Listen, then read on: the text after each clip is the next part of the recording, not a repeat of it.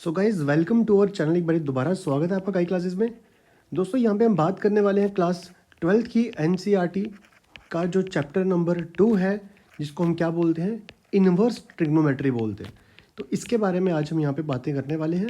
Important topic है बड़ा ज़्यादा, क्योंकि आपको पता होगा कि ट्रिग्नोमेट्री जो टॉपिक होता है काफ़ी ज़्यादा टफ लगता है बच्चों को। तो उसी चीज़ को दूर करने के लिए आप इस वीडियो को ज़रूर देखिएगा। आपके लिए जो पहली वीडियो होने वाली है ये आपके लिए होने वाली है इंट्रोडक्टरी वीडियो। ठीक है, इंट्रोडक्शन। अगर आपने इंट्रोडक्शन को ध्यान से सुन लिया तो आपके लिए चैप्टर बड़ा ज़्यादा इजी हो जाएगा कवर करना। तो विदाउट वेस्टिंग एनी टाइम तो चलिए करते हैं टॉपिक को शुरू। आपने चैनल पे पहली बार विजिट किया तो चैनल को सब्सक्राइब कर लीजिए, वीडियो को लाइक कर लीजिए और शेयर ज़रूर कीजिए। तो सबसे पहले हम बात कर लेते हैं किसके बारे में, ट्रिग्नोमेट्री के बारे में। कि आप सबको पता है कि ट्रिग्नोमेट्री का मतलब क्या होता है। आप 11th में पढ़ के आए हो, 10th में भी पढ़ के आए हो ट्रिग्नोमेट्री का मतलब। तो ज़रा बताइए ट्रिग्नोमेट्री का मतलब क्या होता है। ट्रिग्नोमेट्री का मतलब क्या होता है, अगर देखा जाए इसका मतलब होता है measuring the sides of triangle. कि ट्राइंगल की साइड्स को हमें क्या करना होता है, मेजर करना होता है। पर क्वेश्चन यहाँ पे ये आता है कि ये जो ट्राइंगल हम यूज़ करने वाले हैं ये कौन सा ट्राइंगल होगा। ये ट्राइंगल होगा हमारे पास कौन सा, right angle triangle. Right angle triangle. तो मतलब क्या हुआ कि अगर हमारे पास कोई भी राइट एंगल ट्राइंगल होगा, कोई भी राइट एंगल ट्राइंगल, इस राइट एंगल ट्राइंगल के अंदर इसकी जो साइड्स हैं, एक ये साइड्स होगी, एक ये साइड होगी, जो तीन साइड हमें देखने को मिल रही हैं। इन तीनों साइड को हमें क्या करना होता है, हमें करना होता है मेज़र। इसी चीज़ को मेजर करने के लिए हम किसका यूज़ करते हैं, हम ट्रिग्नोमेट्री का यूज़ करते हैं। अगर आपको याद होगा, आपने 10th क्लास में अभी पढ़ा था, अपनी 11th में पढ़ के आए हो कि हमारे पास कुछ ट्रिग्नोमेट्रिक फंक्शंस होते हैं। जैसे फॉर एग्जांपल मैं यहाँ पे लिख देता हूँ कि आपके पास होते हैं ट्रिग्नोमेट्री कुछ फंक्शंस होते हैं। अब कौन कौन सा फंक्शन होता है ज़रा बताइएगा मुझे। आपने सुना होगा एक होता है साइन थीटा, सिर्फ साइन थीटा लिखो, थीटा इज जस्ट एंगल। एक होता है हमारे पास क्या होता है, कॉस थीटा। देन एक होता है हमारे पास कौन सा, टेन थीटा। और इन्हीं के अपोजिट इन्वर्स कौन से होते हैं, साइन के इन्वर्स कौन सा होता है, वो होता है कोसेक थीटा। कॉस का इन्वर्स क्या होता है, सेक थीटा। और टेन का इन्वर्स क्या होता है, कॉट थीटा। ये 6 ट्रिग्नोमेट्रिक फंक्शंस आप पढ़ के आए हो, 11th में पढ़ा है, 10th में पढ़ा आप सबने इसके बारे में। तो चलो इसी को थोड़ा हम कन्वर्ट करते हैं किसमें, इन्वर्स ट्रिग्नोमेट्री में समझते हैं। इन्वर्स ट्रिग्नोमेट्री को समझते हैं थोड़ा सा, जो कि आपका मेन टॉपिक है। इसको बस अब ध्यान से यहाँ पे नोटिस करके पढ़िएगा।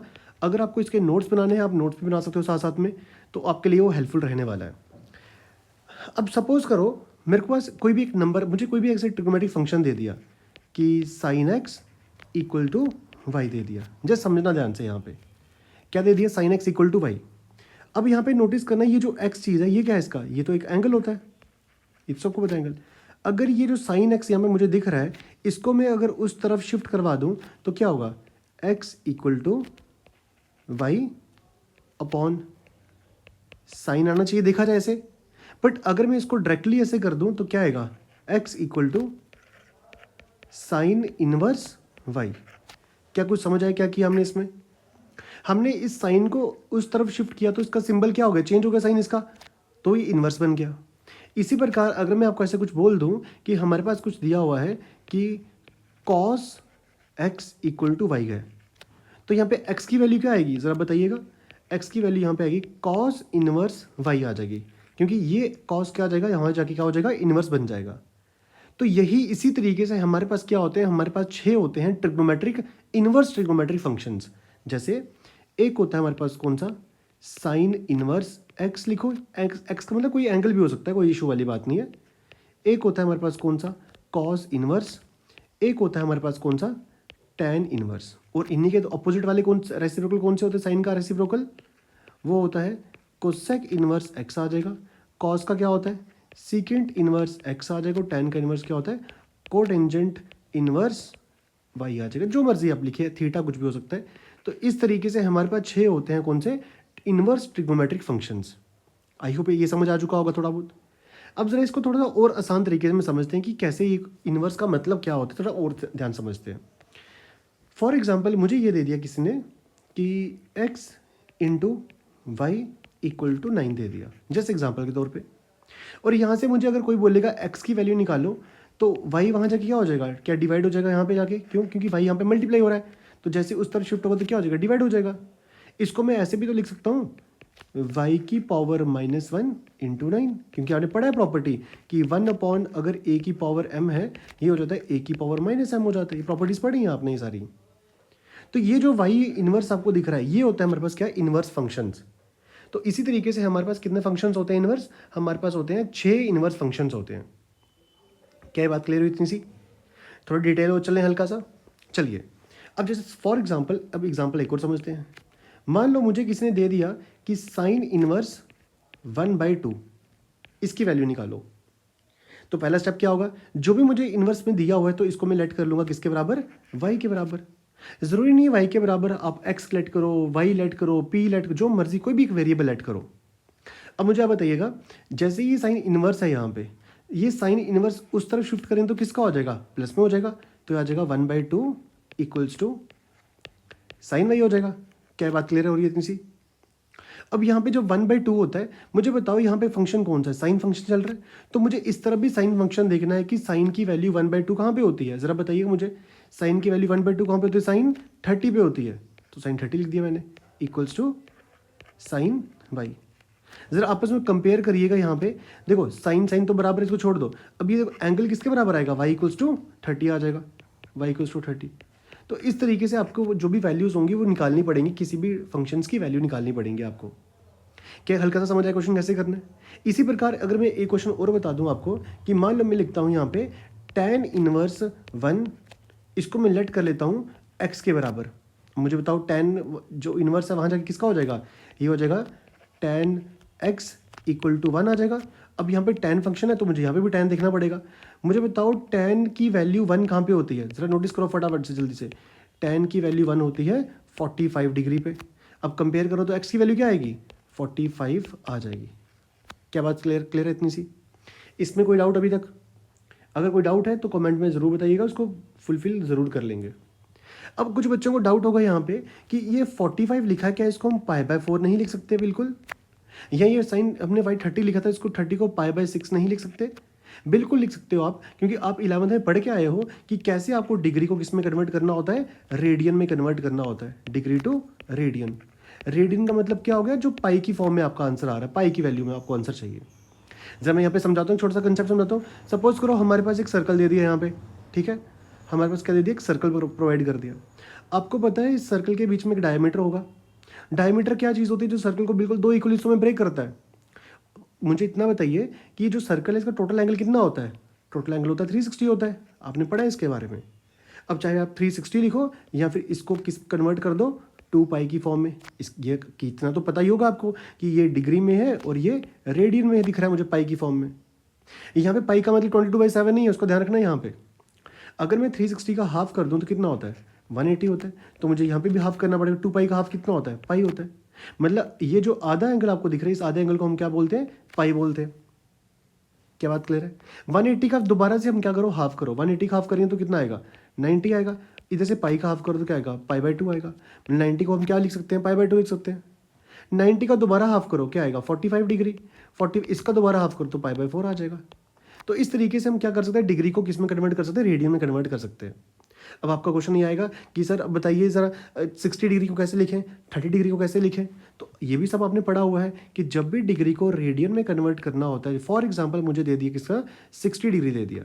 अब 60 डिग्री को कन्वर्ट कैसे करना होता है, ये मैंने आपको लास्ट टाइम बताया भी था। आप क्या करोगे, π/180 इंटू जो आपको डिग्री दी है 60, 61 जा 63 जा, तो आंसर क्या आ गया आपका, π/3 आ गया। इस तरीके से 60 डिग्री किसके बराबर होता है, π/3 के बराबर होता है।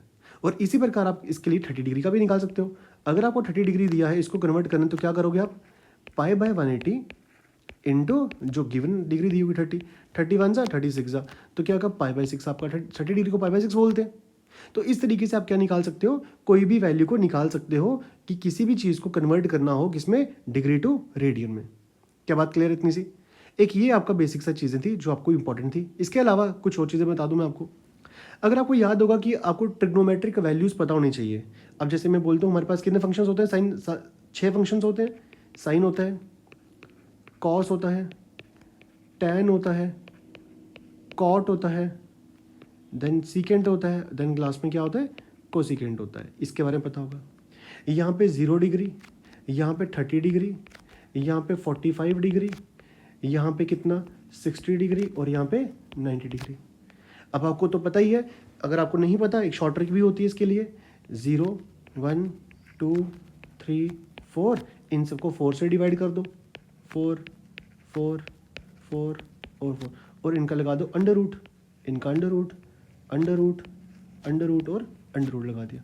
अब जरा वैल्यू निकालो। 0/4 क्या होता है? 0 होता है, 0 का अंडर रूट 0, तो साइन 0 0 हो गया। 1 का अंडर रूट 1 होता है, 4 का अंडर रूट 2 होता है, 1/2 आ गया यहाँ पे।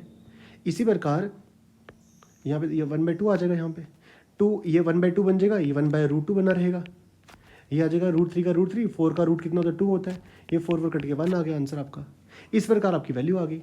अगर साइन की वैल्यू निकल चुकी है देन कॉस की वैल्यू आपके लिए आसान होगी, तो 1 यहाँ पे आ जाएगा, √3/2 यहाँ पे आ जाएगा, 1/√2 वैसे का वैसे रहेगा, 1/2 यहाँ पे आ जाएगा और 0 यहाँ पे आ जाएगा। ये तो सबको बताइए आपको। tan निकालना, tan का फॉर्मूला क्या होता है पता होगा आपको? साइन बाई कॉस होता है। कर लो इनको आपस में डिवाइड, साइन बाई कॉस को, तो क्या आएगा इसका वैल्यू? जैसे आप साइन बाई कॉस करोगे 0/1 क्या होगा? 0 होगा। 1/2 को √3/2 से मल्टीप्लाई करेंगे तो क्या आएगा? 1/√3 आ जाएगा। 1/√2 1/√2 1 होता है। साइन बाई कॉस √3 सिर्फ √3 बचेगा और ये क्या आ जाएगा? नॉट डिफाइन आ जाएगा।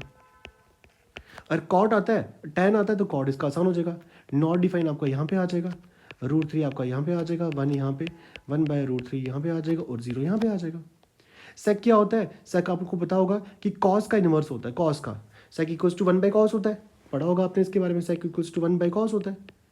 ठीक है जी, 1/cos करेंगे तो 1/1 क्या होता है? 1 ही आएगा। 1/cos करेंगे तो 2/√3 उल्टा हो जाएगा, कन्वर्स हो जाएगा। ये √2 आ जाएगा यहाँ पे 2 आ जाएगा और यहाँ पे इन्फिनिटी 1/0 समथिंग क्या होगा? नॉट डिफाइन होगा। कोसेक इसी का उल्टा होगा, ये नॉट डिफाइन, ये 2, ये √2, 2/√3 और ये क्या आ जाएगा? 1 आ जाएगा। इस प्रकार आपके पास एक ट्रिग्नोमेट्री फंक्शंस की जो वैल्यू है ये आपको बिल्कुल टिप्स पे होनी चाहिए, क्लास 12th के लिए खासकर इंपॉर्टेंट है। क्या यहाँ पे कोई डाउट? Is that clear? सारा का सारा क्लियर है यहाँ पे? इसके बाद अब आगे चलते हैं, कुछ बेसिक चीज़ें और कवर कर लेते हैं इस चैप्टर की जो इंपॉर्टेंट है आपके लिए बड़ी ज़्यादा। इसको बिल्कुल ध्यान में रखिएगा, ये कुछ बहुत ज़्यादा इंपॉर्टेंट चीज़ें जो चल रही हैं, इंपॉर्टेंट चल रही है बड़ी ज़्यादा।